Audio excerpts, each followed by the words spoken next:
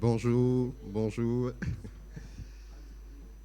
C'est une joie encore ce matin d'être dans la présence de Dieu et nous allons lui confier ces instants et aussi surtout disposer notre cœur pour recevoir pleinement ce qu'il a prévu pour nous ce matin.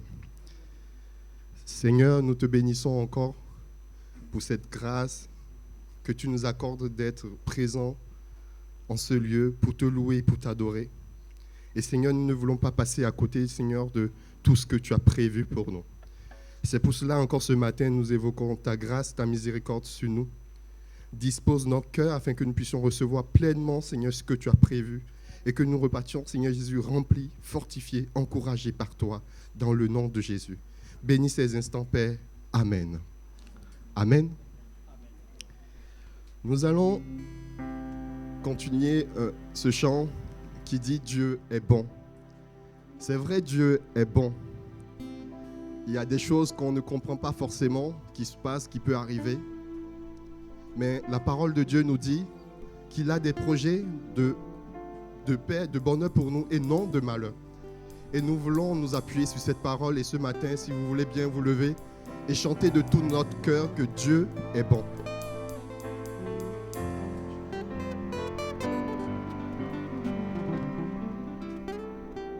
Dieu est bon en tout temps. Il a mis ce chant de louange en moi. Dieu est bon en tout temps. À travers la nuit, sa lumière jaillit. Dieu est bon. Dieu est bon en tout temps.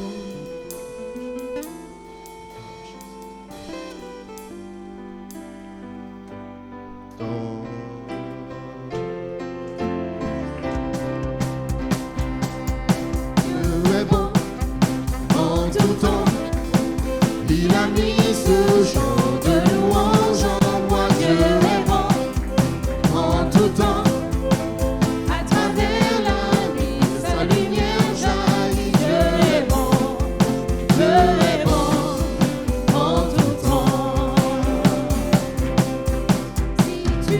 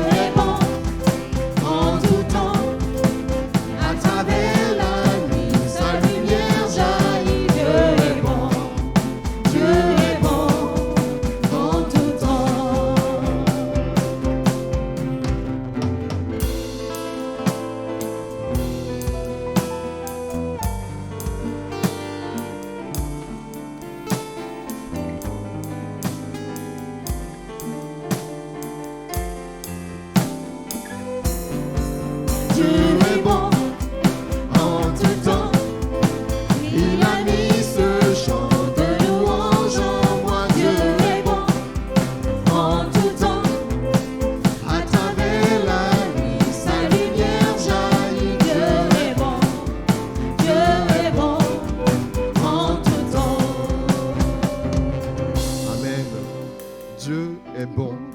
Et je me rappelle de la prière, de l'exemple de la prière que Jésus nous a laissé dans Matthieu 6. Il dira, notre Père qui es aux cieux, que ton nom soit sanctifié. Et au travers de ce chant que nous allons chanter, reçois de moi le parfum qui t'est dû. J'aimerais qu'on glorifie notre Dieu.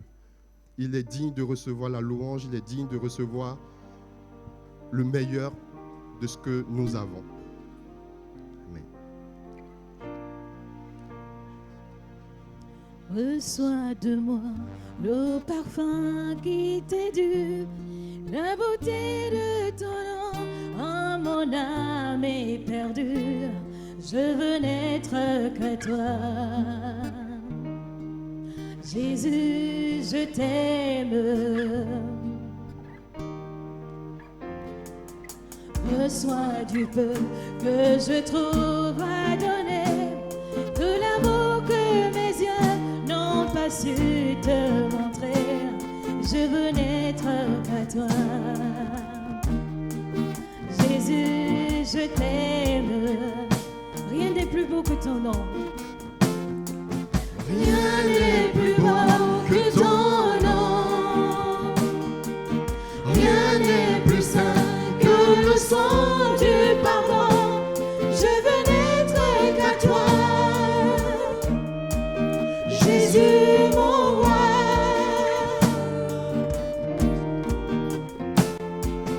Je ne veux rien que vouloir te louer, adorer ton saint nom et ta fidélité.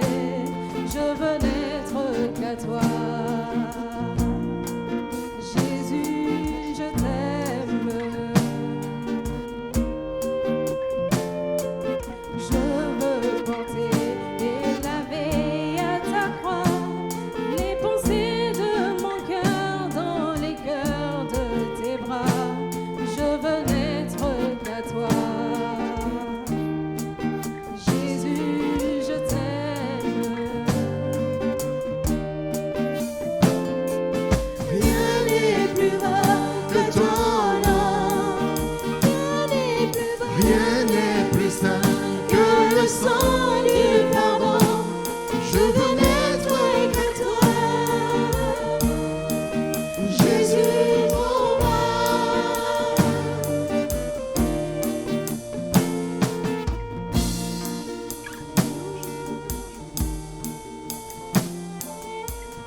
Sois l'adoration.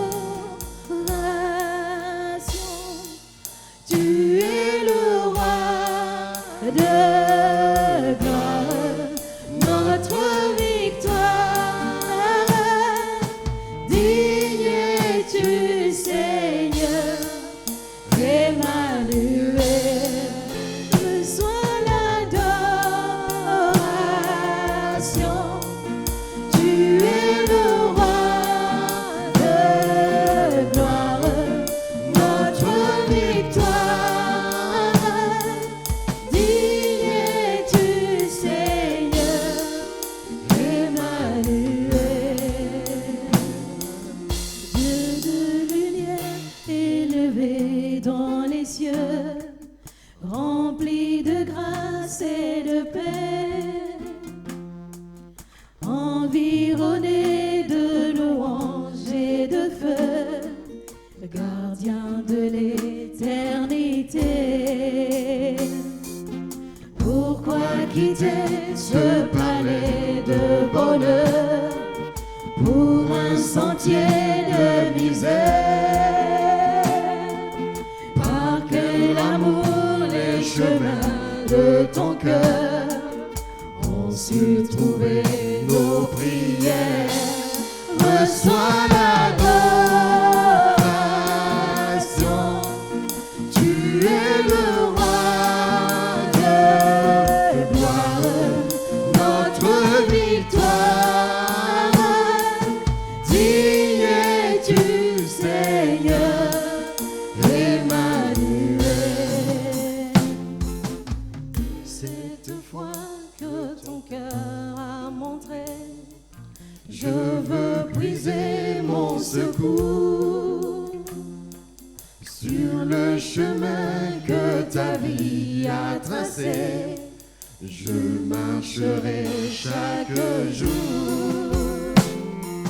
Garde mes yeux des attraits de ce monde, garde-moi près de la croix, en ce lieu saint où mon âme est féconde d'humilité et de joie. Ressens l'adoration, tu es le roi de gloire, notre victoire. Qui es-tu, Seigneur? Emmanuel, Emmanuel. Amen. Amen.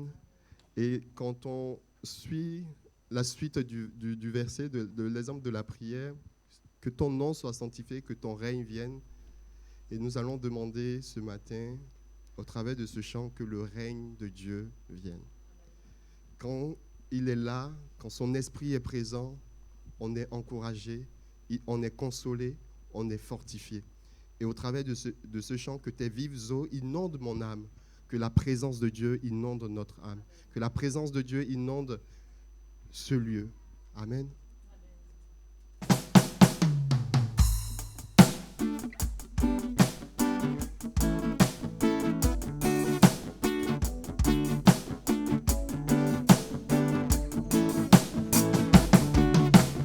Que tes vives eaux inondent mon âme, que ton Saint-Esprit vienne et prenne le contrôle de chaque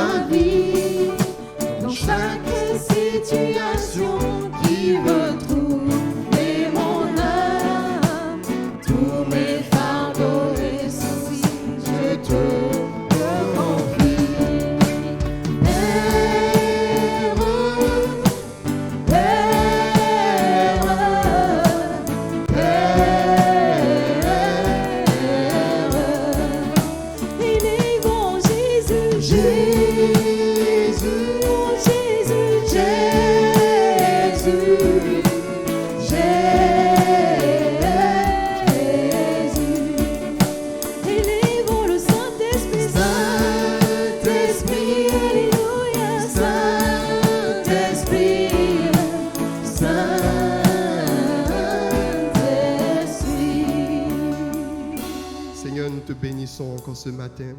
Nous te louons, nous te glorifions. Tu es un Dieu merveilleux, tu es un Dieu bon. Et Seigneur, notre intelligence ne peut pas nous permettre de comprendre, Seigneur, ton amour, ta grandeur. Mais Seigneur, encore ce matin, tu veux te manifester dans nos cœurs. Béni soit ton nom, Seigneur Jésus, pour qui tu es. Béni soit ton nom, Seigneur, pour cet amour que tu manifestes jour après jour à notre égard. Béni soit ton nom, Père, parce que même que lorsque nous nous éloignons, tes bras sont toujours tendus, prêts à nous accueillir. Et nous te bénissons encore ce matin, Seigneur. Fais du bien à ton Église, Seigneur. Fais du bien, Seigneur, à ceux-là qui éventuellement se sentent fatigués ou qui sont, Seigneur Jésus, accablés par beaucoup de situations, Seigneur.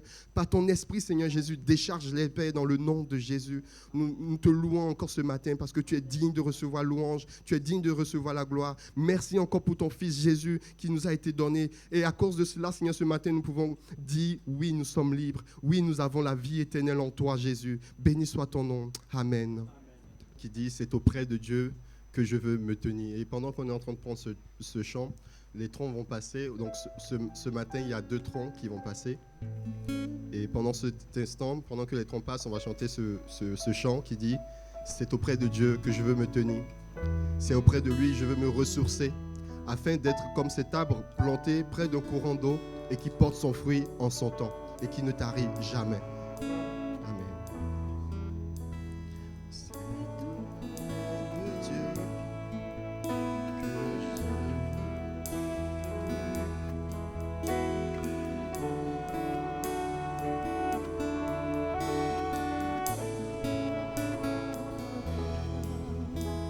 C'est auprès de Dieu que je veux me tenir.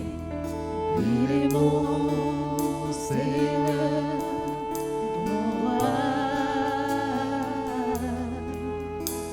C'est auprès de Dieu que je peux ressentir tout l'amour qu'il a.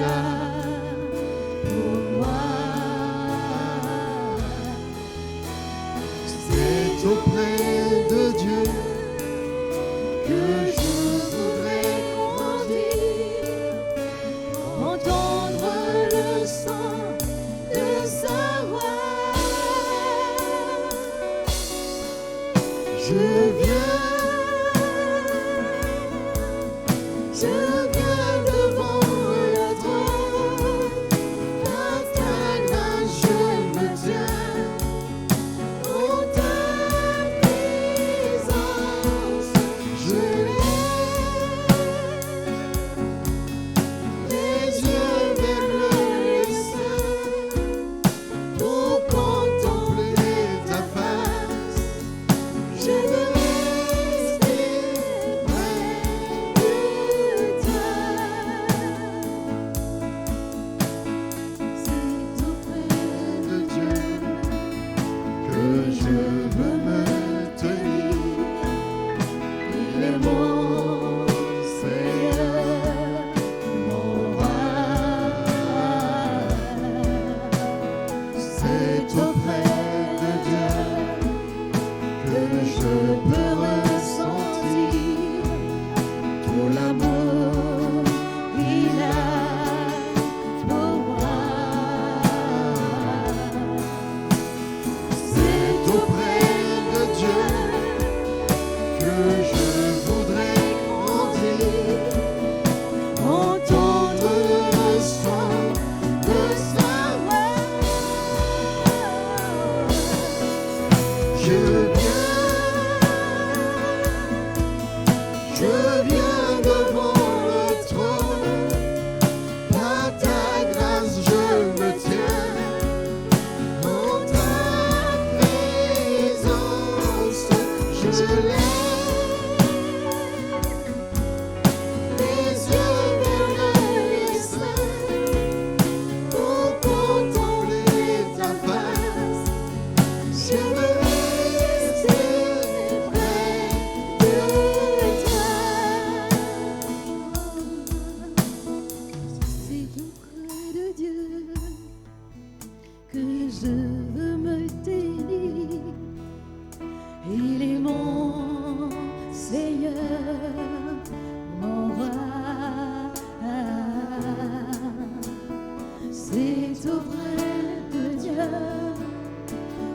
je peux ressentir de l'amour qu'il a pour moi. C'est auprès de Dieu que je voudrais grandir, entendre le son de sa voix.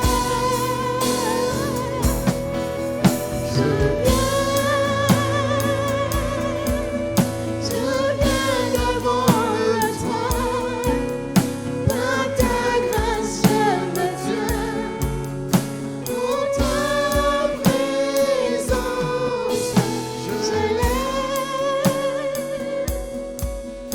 les yeux vers le sein, pour contempler ta grâce. Je veux rester près de toi. Je veux rester près de toi. Je veux rester près de toi.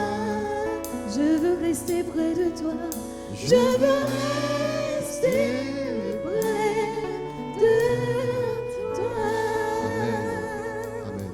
Nous voulons rester près de notre Seigneur. Je vais laisser la place à Gérald et après on aura la prédication qui sera annoncée par J4. Pour dresser le planning de toute l'année, il n'est pas sûr qu'on ait fini à midi. Alors vous pouvez prévoir votre casse-croûte pour pouvoir finir votre planning dans la journée. Bonjour à tous. Je vais prier pour ces moments. Merci Père parce que tu es bon et tu pourvois à chacun de nos besoins. Et alors que nous avons besoin de t'entendre encore ce matin, parle à nos cœurs.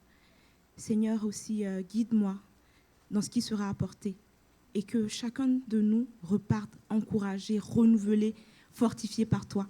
Nous savons que tout vient de toi et tout est en toi, Seigneur. Et c'est en toi que nous nous confions encore ce matin. Merci pour ta parole. Merci Jésus. Amen. Amen. Donc, comme vous le voyez, le thème de mon message ce matin, c'est « Notre Dieu parle ». Je pense qu'il vous est déjà arrivé de passer par des situations où vous demandez « Mais Seigneur, je ne t'entends pas, est-ce que tu me parles vraiment ?» Et la parole de Dieu est à l'intérieur. Il y a tout ça c'est la parole de Dieu. Notre Dieu est vivant et il parle. Il ne s'agit pas d'une idole qui serait incapable de communiquer avec nous. Nous pouvons faire appel à lui et l'entendre nous parler, nous conseiller, nous révéler ses plans pour nos vies, nous conduire ou encore nous révéler qui il est. Apocalypse 22, 13 nous dit qu'il est l'alpha et l'oméga, le premier et le dernier, le commencement et la fin. Apocalypse 1, 8, il est celui qui est, qui était, qui vient, le Tout-Puissant.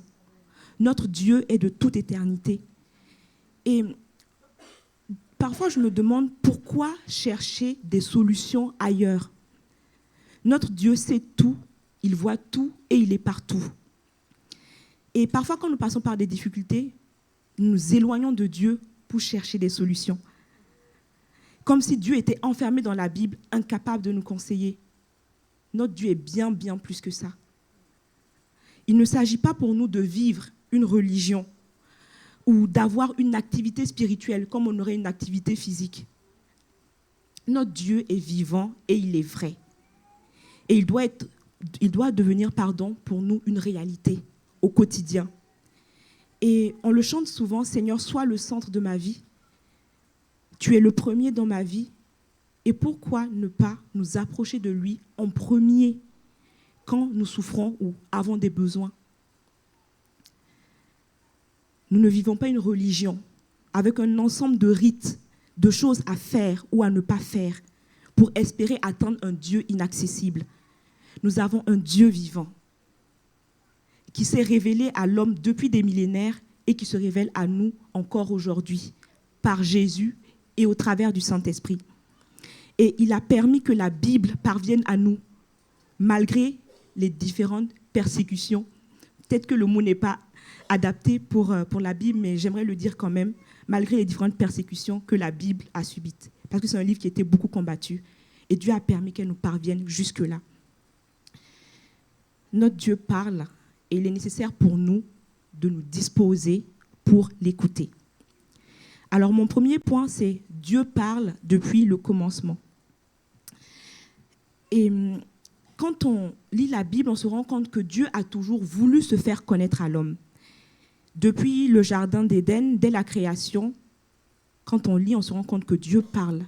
Il parlait directement à Adam et à Ève et leur donnait des instructions pour leur vie. Et puis, il y a eu le péché. Mais malgré l'entrée du péché dans le monde, Dieu n'a pas cessé de parler à l'homme. Et on le voit par exemple mettre en garde Caïn contre le mal qui commençait à monter dans son cœur afin que Caïn puisse y résister. Et il est dit dans Genèse 4, 6, l'Éternel dit à Caïn, « Pourquoi te mets-tu en colère et pourquoi ton visage est-il sombre ? Si tu agis bien, tu le relèveras. Mais si tu n'agis pas bien, le péché est tapis à ta porte. Son désir se porte vers toi, mais toi, maîtrise-le. » Donc on voit, il y a eu l'avant, il y a eu l'après, mais Dieu continue de parler parce qu'il veut se révéler à l'homme. La Bible nous raconte également l'histoire d'hommes et de femmes dans l'Ancien Testament à qui Dieu a parlé directement par un ange ou par une personne. Vous connaissez Noé, il a parlé à Noé, à Abraham, à Agar, à Moïse, à Anne, à Esther, etc. Et concernant Moïse, il y a quelque chose qui m'a interpellée dans Exode 33, verset 11. Il est dit, « L'Éternel s'entretenait avec Moïse directement, comme un homme parle avec son ami. » Et je me suis demandé, pourquoi cette précision ? Il y a sans doute d'autres raisons, mais celle que j'ai retenue, c'est que Dieu peut s'entretenir directement avec un homme. Il est possible pour un homme, c'est-à-dire un être humain, de communiquer avec Dieu. C'est sa volonté. C'est la volonté de Dieu d'avoir une telle proximité avec nous, un cœur à cœur, un face à face. Et quand on lit l'Ancien Testament, pour connaître la volonté de Dieu, à une époque, le peuple consultait des prophètes. Il y a eu le prophète Samuel, par exemple, il y a Jérémie, Ézéchiel, Élie. Et David a été roi pendant cette époque. Et ce qui m'a interpellée dans la vie de David, c'est que bien qu'il eût des prophètes, notamment Samuel, David a toujours eu une proximité avec son Dieu. Et quand on lit les psaumes, on le voit bien. C'est comme si David s'entretenait avec Dieu comme un homme avec son ami, à l'exemple de Moïse. Et même dans cette époque qui était régie par la loi, il était possible d'avoir une relation avec Dieu, de pouvoir communiquer avec lui. On se rend compte que Dieu ne parle pas qu'à une catégorie de personnes. Tous ceux qui l'aiment, tous ceux qui sont sincères dans leur démarche, pouvaient recevoir une parole de Dieu. Et dans ma réflexion, je me suis dit, en fin de compte, la nature humaine n'est pas ce qui nous freine pour recevoir la parole de Dieu. C'est plutôt notre état de cœur qui détermine notre relation, notre réception de la parole. Et Élie, le prophète, Jacques 5, verset 7, parle d'Élie en disant « Élie était un homme de la même nature que nous ». C'était un homme tout comme nous, mais il a entendu Dieu lui parler. Il communiquait la parole de Dieu. Au travers de la lecture de la Bible, on se rend compte aussi qu'à chaque époque, Dieu a voulu établir une relation avec l'homme. Job 33, 14 dit « Dieu parle tantôt d'une manière, tantôt d'une autre, et l'on n'y prend point garde. » Dieu nous parle directement. Il nous parle par des anges, par des prophètes, par des visions. La nature révèle la grandeur de Dieu. Il ne manque pas de moyens de nous parler. Il parle différemment aussi en fonction de chacun. Et c'est la raison pour laquelle chacun a besoin d'entendre Dieu lui parler pour sa part. Et bien que cela puisse nous servir d'entendre l'expérience de nos frères et sœurs, nous ne pouvons pas calquer ce que l'autre a entendu de Dieu dans notre situation. parce que Dieu communique personnellement à chacun de nous.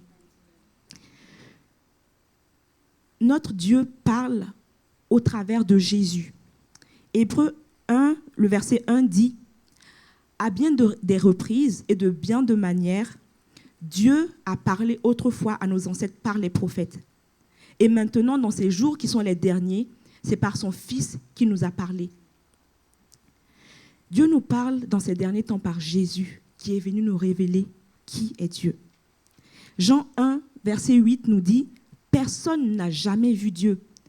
Le Fils unique qui est dans le sein du Père est celui qui l'a fait connaître. » Et il y a une discussion de Thomas et de Jésus qui m'a aussi interpellée par rapport au fait que ce soit Jésus qui est venu révéler Dieu.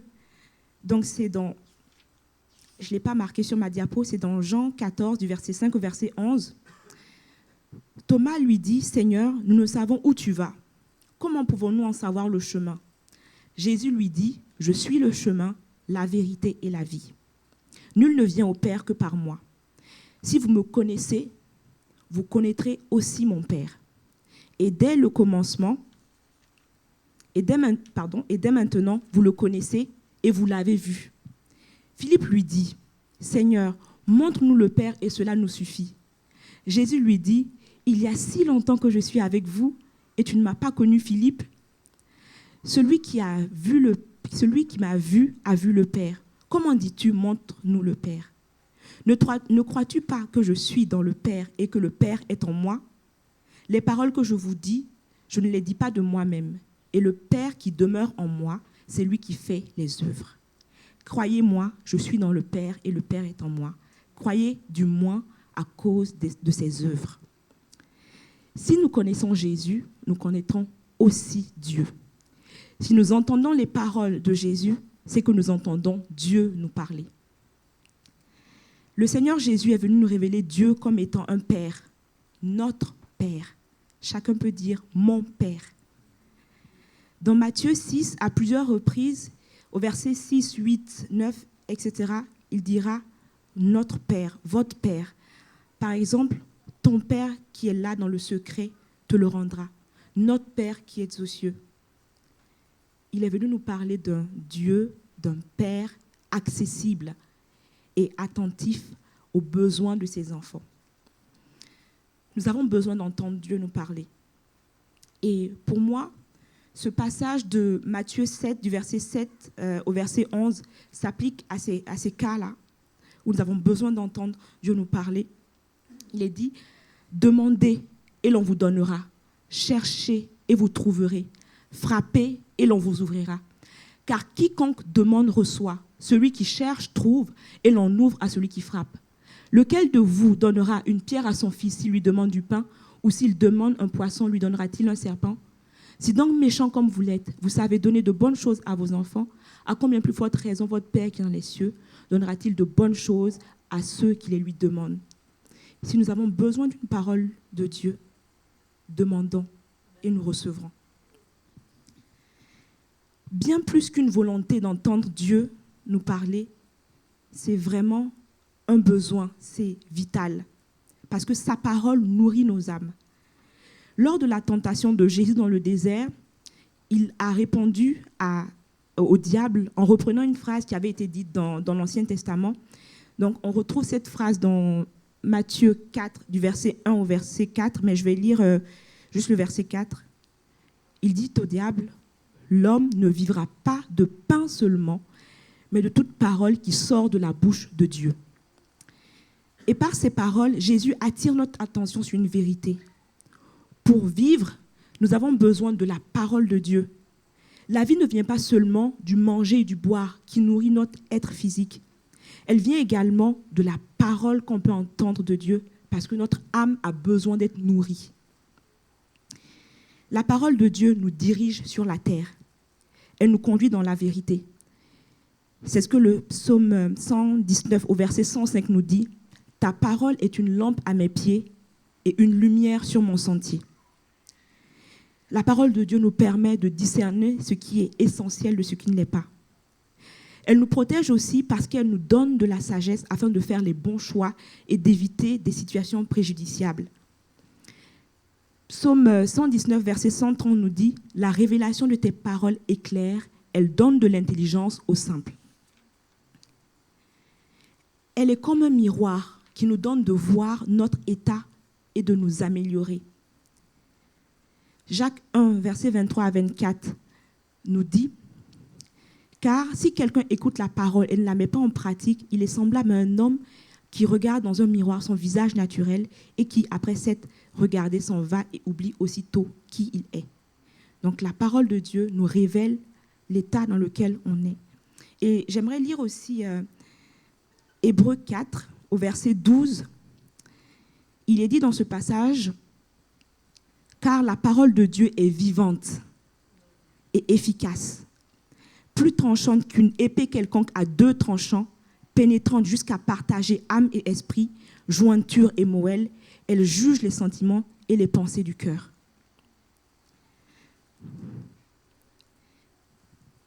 La parole de Dieu, je répète encore, est là pour nous conduire.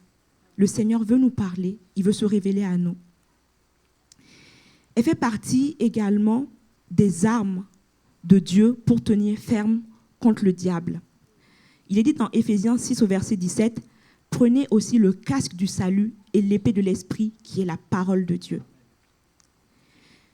Est-ce qu'il vous est déjà arrivé de recevoir la parole de Dieu et d'avoir le sentiment d'avoir mangé quelque chose de bon et d'être rassasié? Je ne sais pas si nous ressentons cela parce qu'il y a vraiment quelque chose qui se passe en nous et nous le ressentons physiquement. Notre Seigneur Jésus n'est plus sur la terre, il est vivant et il est au ciel, mais son œuvre continue au travers du Saint-Esprit qui nous a laissés. Jean 16, verset 13 nous dit « Quand le Consolateur sera venu, l'Esprit de vérité, il vous conduira dans toute la vérité, car il ne parlera pas de lui-même, mais il dira tout ce qu'il aura entendu et il vous annoncera les choses à venir. » L'Esprit de Dieu nous rappelle les paroles de Jésus. Et si nous voulons entendre Dieu nous parler aujourd'hui, nous pouvons écouter ce que l'Esprit de Dieu nous dit. Il vit en nous et quel que soit le lieu où nous sommes, nous pouvons entendre notre Père nous parler. Il réalise également une œuvre personnelle en chacun de nous. J'ai encore un autre exemple de situation. Parfois, nous passons par des situations difficiles où nous avons besoin d'être compris et d'avoir des conseils. Et peut-être qu'on l'explique à un ami, un proche, un parent, un frère ou une sœur de l'Église, mais personne ne semble vraiment comprendre ce que nous vivons, malgré tout l'amour que toutes ces personnes, ces amis, ces frères ont pour nous. Et je dirais que c'est normal, parce que seul Dieu est capable de nous comprendre entièrement et de nous donner des paroles précises par rapport à ce que nous traversons. Et pour cela, nous avons besoin de nous approcher de lui. Il nous parle de différentes manières par son esprit. Et l'Esprit de Dieu confirme et nous convainc des paroles que le Seigneur nous donne. Nous avons besoin d'avoir un cœur à son écoute. Si Dieu parle, pourquoi ne l'entendons-nous pas? Je reprends le passage de Job 33, le verset 14. Dieu parle cependant tantôt d'une manière, tantôt d'une autre, et l'on n'y prend point garde. Nous comprenons au travers de ce verset que Dieu parle. Mais qu'est-ce qui nous empêche de l'entendre? Et une des raisons, des réponses, se trouve dans le verset même. On n'y prend point garde. On n'est pas attentif, pas à l'écoute. Et dans mes réflexions, j'ai trouvé d'autres raisons potentielles. Il y a peut-être la peur, le stress, l'agitation qu'il y a autour de nous. Dieu nous dit dans Ésaïe 30 au verset 15, c'est dans le calme, c'est dans la tranquillité et le repos que sera votre salut. C'est dans le calme et la confiance que sera votre force. La peur, l'agitation, le stress nous font sortir du repos de Dieu. Et dans ces 3 situations, notre attention est focalisée sur l'objet de la peur, du stress ou sur tout ce qui est autour. Et cela nous détourne du regard de Dieu et nous empêche d'entendre ce qu'il a à nous dire. Il y a peut-être aussi l'orgueil. Penser qu'on a tout compris déjà de Dieu et qu'on n'a plus rien à entendre. Proverbe 3, verset 5 nous dit « Confie-toi en l'Éternel de tout ton cœur et ne t'appuie pas sur ta sagesse. » On pense parfois avoir tout compris et on néglige certaines paroles du Seigneur. Même si on a beaucoup compris, nous sommes appelés à demeurer enseignables et à recevoir la parole de Dieu comme des petits-enfants. Et parfois, nous avons besoin de revenir aux fondamentaux, même après avoir passé des années de marche avec le Seigneur. L'orgueil peut nous amener également à mépriser une parole de Dieu parce qu'on méprise la personne qui la porte. C'est l'exemple de Jésus. Il n'avait rien pour attirer les regards. Il n'avait pas l'allure de quelqu'un qui serait venu du ciel parce qu'il était un homme simple. Et les Juifs ne l'ont pas cru. Et ils n'ont pas cru non plus à ses paroles de salut. Il pourrait peut-être avoir aussi le péché, la culpabilité. Le péché nous éloigne de Dieu. La culpabilité ramène notre attention sur nous-mêmes et sur le péché que nous avons commis, et non sur Dieu. Et en confessant nos péchés, nous nous tournons à nouveau vers le Seigneur. Et 1 Jean 1,9 dit « Si nous confessons nos péchés, il est fidèle et juste pour nous les pardonner et pour nous purifier de toute iniquité. » La parole de Dieu est là pour nous conduire. Et si nous passons par des situations, et si nous reconnaissons dans ces situations, approchons-nous simplement de Dieu et mettons-nous à son écoute. J'ai pris quelques exemples de personnages, de personnes dans la Bible qui ont été un modèle dans l'écoute du Seigneur. J'ai pris Samuel, qui est un exemple, et on va lire 1 Samuel 3, du verset 1 au verset 11. Donc, j'ai découpé le verset en plusieurs, j'espère que vous voyez. Alors, il est dit, « Le jeune Samuel était au service de l'Éternel devant Élie. La parole de l'Éternel était rare en ces temps-là, les visions n'étaient pas fréquentes. En ce même temps, Élie, qui commençait à avoir les yeux troubles et ne pouvait plus voir, était couché à sa place. La lampe de Dieu n'était pas encore éteinte et Samuel était couché dans le temple où était l'arche de Dieu. Alors l'Éternel appela Samuel. Il répondit, « Me voici. » Et il courut vers Élie et dit, « Me voici, car tu m'as appelé. » Élie répondit, « Je ne t'ai point appelé. Retourne te coucher. » Et il alla se coucher. L'Éternel appela de nouveau Samuel, et Samuel se leva, alla vers Élie et dit, « Me voici, car tu m'as appelé. » Élie répondit, « Je ne t'ai point appelé, mon fils, retourne te coucher. » Samuel ne connaissait pas encore l'Éternel et la parole de l'Éternel ne lui avait pas encore été révélée. L'Éternel appela de nouveau Samuel pour la 3e fois. Et Samuel se leva, alla vers Élie et dit, « Me voici, car tu m'as appelé. » Élie comprit que c'était l'Éternel qui appelait l'enfant et il dit à Samuel, « Va, couche-toi, et si l'on t'appelle, tu diras, « Parle, Éternel, car ton serviteur écoute. » Et Samuel alla se coucher à sa place. L'Éternel vint, se présenta, et il appela comme les autres fois. « Samuel, Samuel !» Et Samuel répondit, « Parle, car ton serviteur écoute. » Alors l'Éternel dit à Samuel. Donc, on voit dans cette histoire que Samuel était auprès d'Élie et Samuel n'avait pas encore entendu la voix de Dieu, donc il ne savait pas reconnaître la voix de Dieu. Et finalement, Dieu l'appelle et Samuel, ne connaissant pas la voix de Dieu, va vers Élie et au bout de la 3e fois, Élie lui dit, « Si on t'appelle, tu réponds. » Et pour moi, c'est comme si Élie disait à Samuel, « Écoute, dispose-toi à écouter, car c'est Dieu qui te parle. » Cette histoire nous montre que reconnaître quand Dieu nous parle est une chose qui s'apprend. De plus, Dieu a commencé à parler à Samuel quand il s'est mis à son écoute. Pour entendre Dieu nous parler, il est nécessaire pour nous de se mettre à son écoute. Il y a l'exemple de Marie également que j'ai pris, Marie, la sœur de Marthe, dans Luc 10, du verset 38 au verset 42.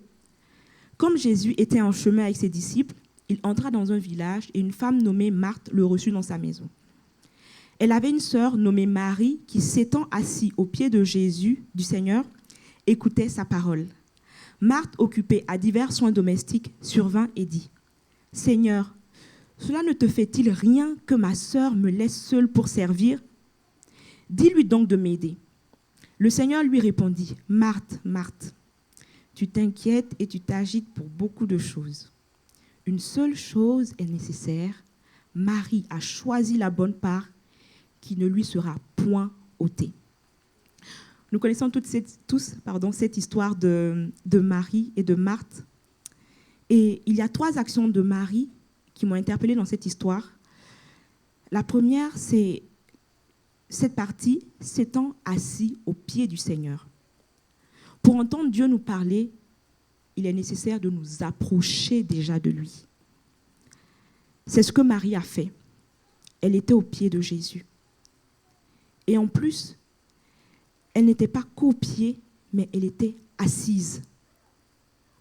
Et je vois dans le fait de s'asseoir une disposition entière à l'écoute du Seigneur. Et combien de fois, aujourd'hui, nous avons besoin de nous asseoir pour vraiment entendre ce que Dieu a à nous dire. Il y a aussi ce mot « écouter ». Marie écoutait. Dans cette histoire, l'une était assise et l'autre était debout. Et toutes les deux étaient dans la présence du Seigneur. L'une écoutait et l'autre était occupée. L'une a reçu et l'autre a été frustrée et n'a rien reçu. Approchons-nous du Seigneur et dans sa présence, posons-nous pour écouter. Il y a aussi le choix. Marie a choisi.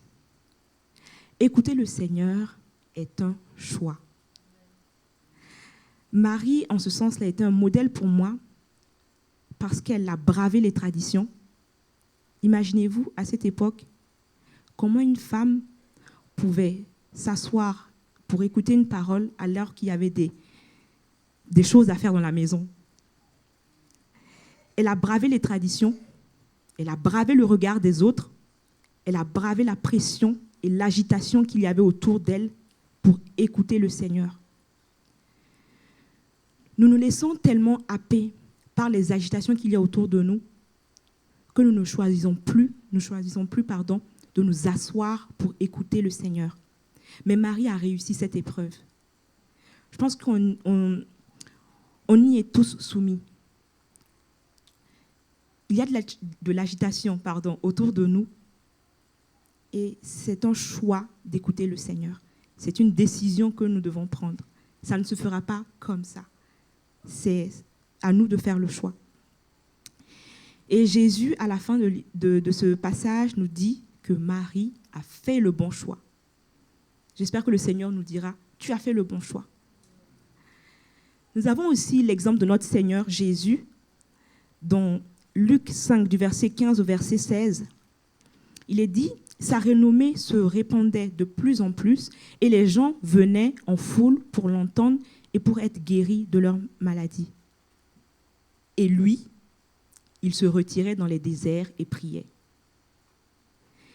Jésus se retirait loin de toute agitation pour parler avec son Père et également l'entendre lui parler. Et à l'exemple du Seigneur, nous aussi cherchons cet endroit tranquille qui pourrait être considéré comme un désert dans un sens positif pour écouter Dieu nous parler. Le Seigneur nous donne des promesses. Jérémie 29, 13 nous dit « Vous me chercherez et vous me trouverez si vous me cherchez de tout votre cœur. Je me laisserai trouver par vous, dit l'Éternel. » Le psaume 45, verset 9. « L'Éternel est près de tous ceux qui l'invoquent, avec sincérité. » Ensuite, on a l'impression parfois qu'il y a des questions qu'on pose au Seigneur qui n'ont pas de réponse. Peut-être que nous aurons un jour une réponse, peut-être pas, mais est-ce que notre question est vraiment nécessaire? J'ai trouvé 2 exemples dans la Bible que je souhaiterais partager avec vous. Donc le premier, c'est dans Jean 21, du verset 19 au verset 23. Donc c'est Pierre qui s'approche de... Pierre qui parle, qui a une conversation avec Jésus. Donc il est dit, Pierre s'étant retourné, vit venir après eux le disciple que Jésus aimait. Celui qui, pendant le souper, s'était penché sur la poitrine de Jésus et avait dit, « Seigneur, qui est celui qui te livre ?» En le voyant, Pierre dit à Jésus, « Et celui-ci, Seigneur, que lui arrivera-t-il » Jésus lui dit, « Si je veux qu'il demeure jusqu'à ce que je vienne, que t'importe? Toi, suis-moi. » Il y a un autre passage, c'est Acte 1, du verset 4 au verset 7. Comme il se trouvait avec eux, il leur recommanda de ne pas s'éloigner de Jérusalem. C'est Jésus qui leur dit ça. Mais d'attendre ce que le Père avait promis, ce que je vous ai annoncé, leur dit-il, car Jean a baptisé d'eau, mais vous, dans peu de jours, vous serez baptisés du Saint-Esprit. Alors les apôtres réunis lui demandèrent, « Seigneur, est-ce en ce temps que tu rétabliras le royaume d'Israël ?» Il leur répondit, « Ce n'est pas à vous de connaître les temps ou les moments que le Père a fixés de sa propre autorité. » Le Seigneur n'a pas donné aux disciples la réponse qu'ils attendaient, mais il leur a donné une réponse. Et par sa réponse, il tourne leur regard vers l'essentiel, car certaines de nos questions ne sont pas nécessaires pour nos vies. Nous accordons tellement d'importance à certaines questions au point où elles deviennent, à nos yeux, vitales. Pourtant, il n'en est pas le cas. Dieu nous amène à lui faire confiance pour les choses que nous ne comprenons pas, à les lui laisser. Faisons-lui confiance.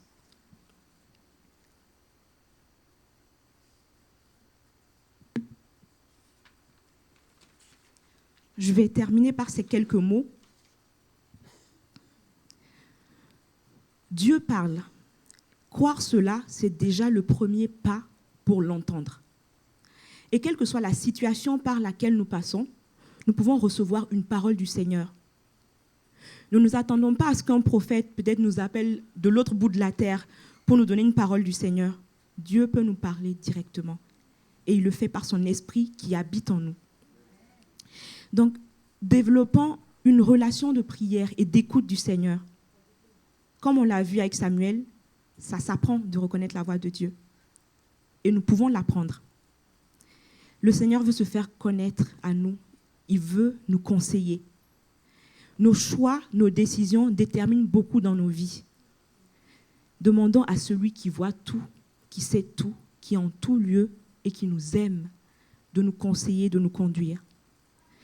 Psaume 32, 8 dit « Je t'instruirai et te montrerai la voie que tu dois suivre. Je te conseillerai, j'aurai le regard sur toi. » Pour ma propre expérience, j'ai découvert un Dieu qui parle vraiment.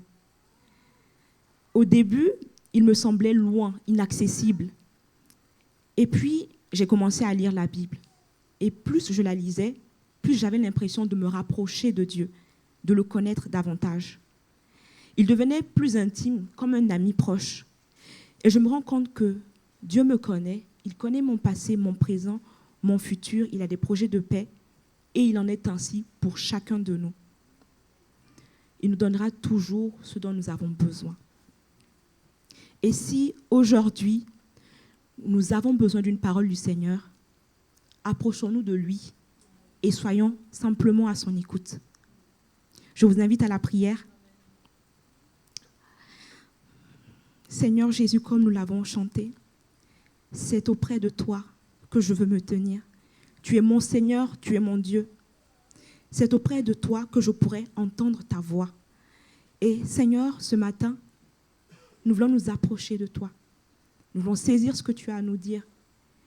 Nous avons compris, Seigneur Jésus, au travers de ta parole, que tu veux nous parler, que tu désires une relation de proximité avec nous. Et Seigneur, nous voulons nous approcher simplement de toi et recevoir. Tu es bon, Seigneur, tu es fidèle. Tu pourvois à tous nos besoins. Et si ce matin, quelqu'un a besoin d'un conseil, d'une direction, je sais que tu pourvois, Seigneur. Et je te remercie pour ce que tu fais.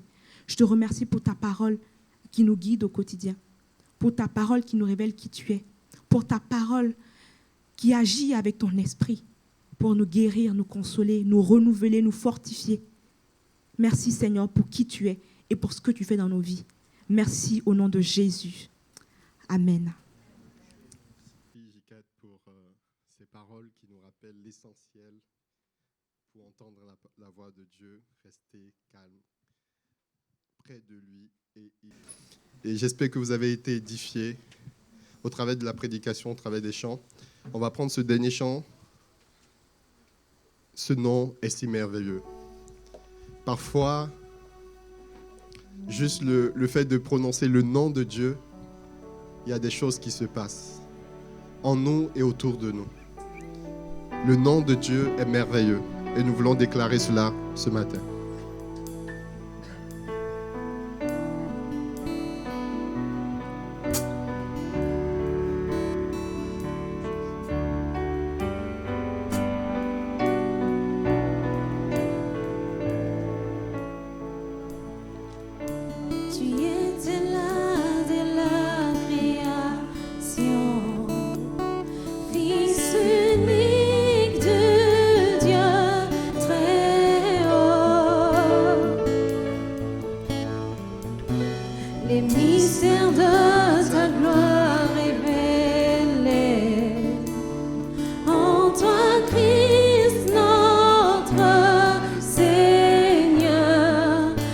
Ce nom est si merveilleux, oh ce nom est si merveilleux, le nom de Jésus-Christ mon roi. Oh ce nom est si merveilleux, sa bonté est sans pareil. Oh ce nom est si merveilleux, le nom de Jésus.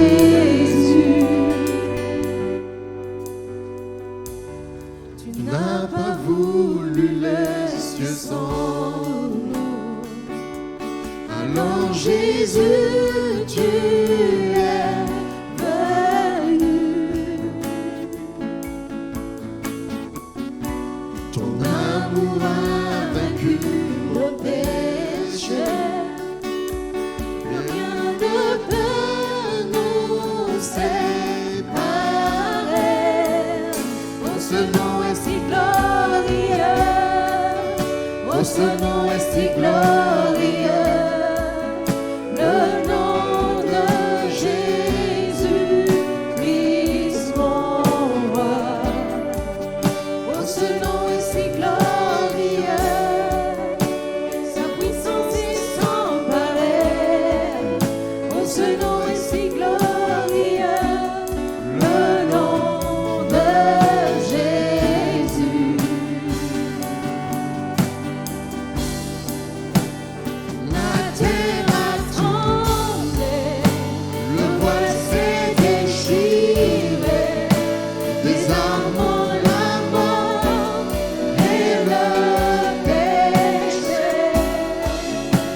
Les cieux chantent sa gloire, l'écho de ta victoire, car tu es le roi ressuscité. Tu es sans rivale, tu es sans égal, Dieu tu triomphes à tout jamais. À toi soit le règne, à toi soit la gloire, car ton nom surpasse tout autre nom. Oh, ce nom est victorieux, oh, ce nom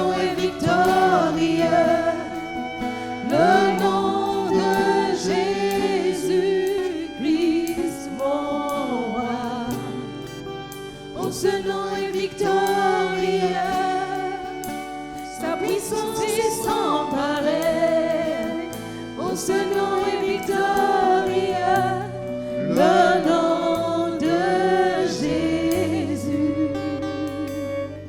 Amen. Amen. Le nom de Dieu est victorieux. Père, nous te bénissons, nous te rendons encore grâce. Merci infiniment pour ces instants. Tu nous as parlé, tu nous as remplis. Et nous te bénissons pour cela, Seigneur. Donne-nous, Seigneur, de garder dans notre cœur, Seigneur, ce que tu as mis, Seigneur, ce que tu nous as donné ce matin. Et non seulement de le garder dans notre cœur, mais surtout de le mettre en pratique. D'être calme à ton écoute, d'être disposé, de vouloir, Seigneur, entendre ta voix au lieu de chercher les solutions ailleurs. Merci encore, Seigneur Jésus, de nous pardonner. Si il arrive qu'on oublie, Seigneur, mais nous voulons rester fermes et demeurer en toi. Merci de nous conduire, merci de nous guider encore durant cette semaine. Que ta grâce, ta miséricorde soit avec nous, afin que nous puissions encore se retrouver dans la joie, dans la bonne humeur, Seigneur, pour te louer et pour t'adorer. Béni soit encore ton nom ce matin, Père, dans le nom de Jésus. Amen. Amen. Bon dimanche et que Dieu vous bénisse.